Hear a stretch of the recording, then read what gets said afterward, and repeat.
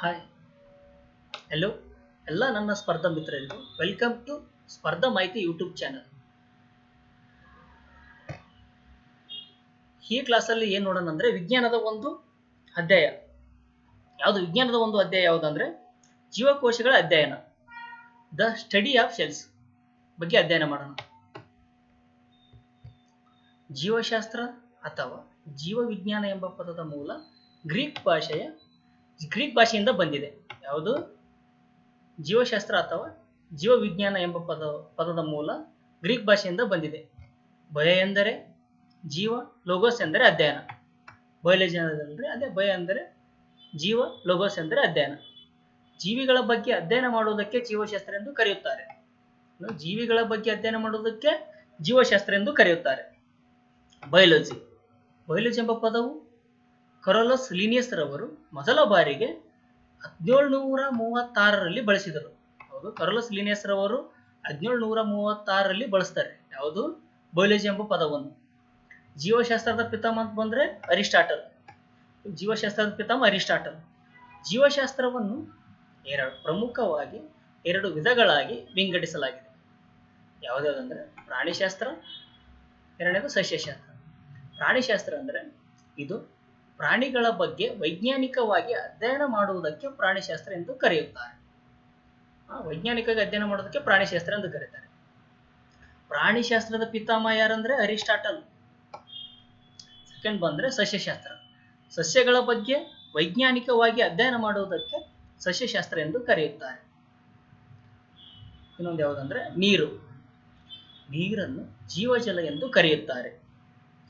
ಭೂಮಿಯ 71% ನೀರು ಆವರಿಸಿಕೊಂಡಿದೆ. ಏನು? ಭೂಮಿಯ 71% ನೀರನ್ನೇ ಆವರಿಸಿಕೊಂಡ್ರೆ ಭೂಮಿನ. ಇಲ್ಲ ನೋಡ್ರಿ, ಇದು ಭೂಮಿಯ 71% ನೀರೇ ಆವರಿಸಿಕೊಂಡ್ರೆ ಭೂಮಿನ. ಇಲ್ಲಿ ಕಾಣದಲ್ರಿ, ಇದೆಲ್ಲ ಭೂಮಿ. ಅಲ್ಲಿ ಕಾಣುತ್ತಲ್ರಿ, ಉಳಿಕಿದ್ದೆಲ್ಲ ನೀರು 71%.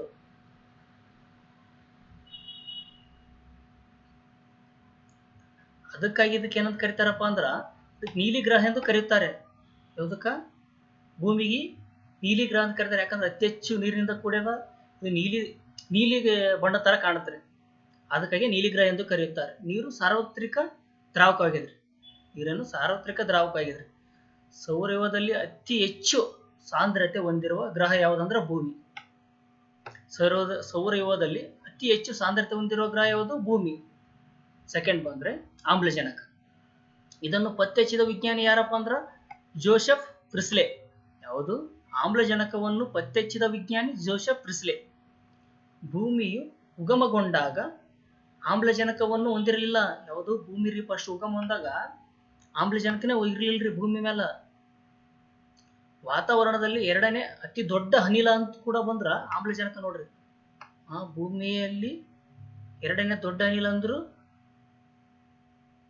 ವಾತಾವರಣದಲ್ಲಿ ದೊಡ್ಡ ಅನಿಲ ಅಂದ್ರೂ ಆಮ್ಲಜನಕ.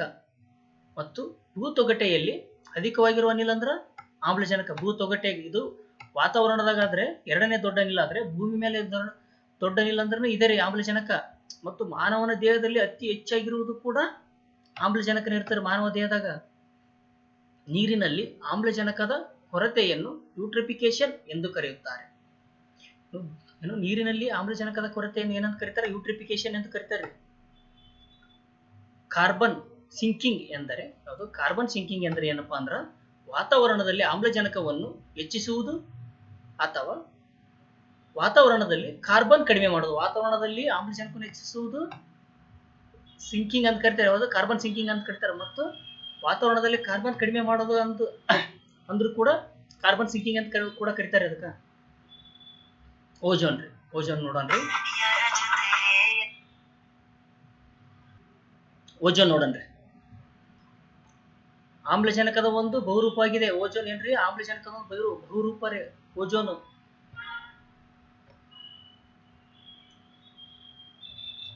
ಓಜೋನ್ O3 ಅಂತ ಕರೀತಾರೆ.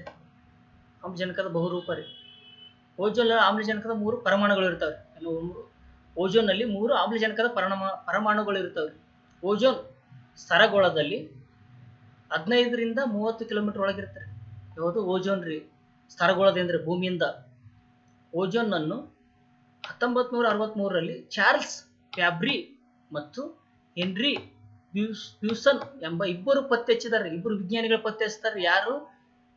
ಚಾರ್ಲ್ಸ್ ಫ್ಯಾಬ್ರಿ ಮತ್ತು ಹೆನ್ರಿ ಪ್ಯೂಸನ್ ಅಂತ ಇಬ್ಬರು ವಿಜ್ಞಾನಿಗಳು ಪತ್ತೆ ಹಚ್ತಾರೆ.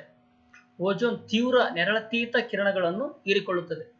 ಓಜೋನ್ ರೀ ಸೂರ್ಯನಿಂದ ಬರುವಂತಹ ನೇರಳಾತೀತ ಕಿರಣಗಳನ್ನು ಹೀರಿಕೊಳ್ತಾವ್ರಿ. ಇಲ್ಲಿ ಯಾವ್ದು ನೋಡ್ರಿ, ಅದು ಇದು ಓಜೋನ್ ರೀ.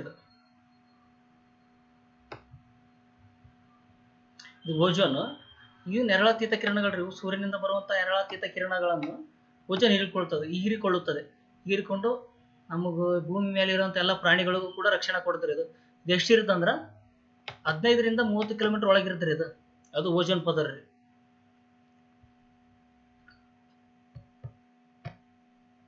ಓಜೋನ್ ಪದರ 15ರಿಂದ 30 ಕಿಲೋಮೀಟರ್ ಒಳಗೆ ಇರುತ್ತೆ.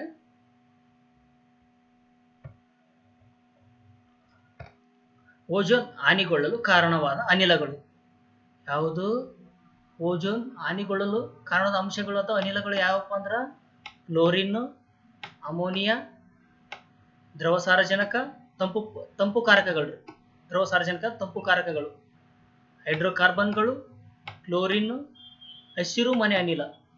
ಹಸಿರುಮನೆ ಪರಿಣಾಮದ ಅನಿಲಗಳು ಯಾವುದು? ಹಸಿರುಮನೆ ಪರಿಣಾಮದ ಅನಿಲಗಳು ಯಾವುವು ಅಂದ್ರೆ ಕಾರ್ಬನ್, ಹೈಡ್ರಾಕ್ಸೈಡ್, ಹೈಡ್ರೋಕಾರ್ಬನ್ಗಳು, ನೀರಾವಿ, ನೈಟ್ರಿಸ್ ಮತ್ತು ಆಕ್ಸೈಡ್ಗಳು. ಇವು ಯಾವುವು? ಹಸಿರುಮನೆ ಪರಿಣಾಮದ ಅನಿಲಗಳು.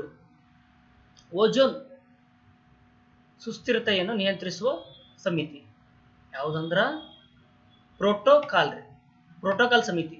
ಇದು ಸ್ಥಾಪನೆ ಆಗಿದೆ ಎಷ್ಟಾಗಪ್ಪ ಅಂದ್ರೆ 1976ರಲ್ಲಿ ಸ್ಥಾಪನೆ ಆಗುತ್ತೆ. ಯಾವುದು? ಪ್ರೋಟೋಕಾಲ್ ಸಮಿತಿ. ಇದು ಯಾವುದಂದ್ರೆ ಸುಸ್ಥಿರತೆಯನ್ನು ನಿಯಂತ್ರಿಸುತ್ತಾರೆ ಓಜೋನ್ ಅನ್ನು.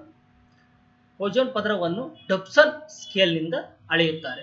ಯಾವುದು? ಓಜೋನ್ ಅನ್ನು ಡಬ್ಸನ್ ಸ್ಕೇಲ್ನಿಂದ ಅಳೆಯುತ್ತಾರೆ. ಓಜೋನ್ ಪದರದ ಬಗ್ಗೆ ಅಧ್ಯಯನ ಮಾಡಿದ ವಿಜ್ಞಾನಿ, ಓಜೋನ್ ಪದರದ ಅಧ್ಯಯನ ಮಾಡಿದ ವಿಜ್ಞಾನಿ ಯಾರಂದ್ರ ವ್ಯಾಲಿಸ್ ಬ್ರೂಕರ್. ಅಧ್ಯಯನ ಮಾಡಿದ ವಿಜ್ಞಾನಿ ವ್ಯಾಲಿಸ್ ಬ್ರೂಕರ್. ವಿಶ್ವ ಓಜೋನ್ ದಿನ ಯಾವುದು? ವಿಶ್ವ ಓಜೋನ್ ದಿನ ಯಾವಾಗಂದ್ರ ಸೆಪ್ಟೆಂಬರ್ 16. ವಿಶ್ವ ಓಜೋನ್ ದಿನ ಯಾವಾಗಿಂದ ಪ್ರಾರಂಭ ಆಗ್ಯದಪ್ಪ ಅಂದ್ರೆ 1995ರಿಂದ ಪ್ರಾರಂಭ ಆಯಿತು. ಓಜೋನ್ ರಂಧ್ರವನ್ನು ಮೊಟ್ಟ ಮೊದಲ ಬಾರಿಗೆ ಪತ್ತೆ ಹಚ್ಚಿದವರು ಯಾರಪ್ಪ ಅಂದ್ರ 1982ರಲ್ಲಿ ಡಾಕ್ಟರ್ ಜೆ ಬೋರ್ಮನ್ ರವರು ಪತ್ತೆ ಹಚ್ಚುತ್ತಾರೆ. ಓಜೋನ್ ಪದರ ರಂಧ್ರ ರೀ, CFC ಇಂದ ಬೀಳ್ತಾರ ರಂಧ್ರ. ಈ ರಂಧ್ರಗಳನ್ನು ಪತ್ತೆ ಹಚ್ತಾರೆ. ಎಷ್ಟರ ಪತ್ತೆ ಹಚ್ತಾರ ಅಂದ್ರ 1982ರ ಪತ್ತೆ ಹಚ್ತಾರೆ. ಯಾವರು? ಡಾಕ್ಟರ್ ಜೆ ಬೋರ್ಮನ್ ರವರು ಪತ್ತೆ ಹಚ್ಚುತ್ತಾರೆ. ಸರಿ, ಇಲ್ಲಿಗೆ ವಿಜ್ಞಾನದ ಅಧ್ಯಾಯ ಮುಗೀತು.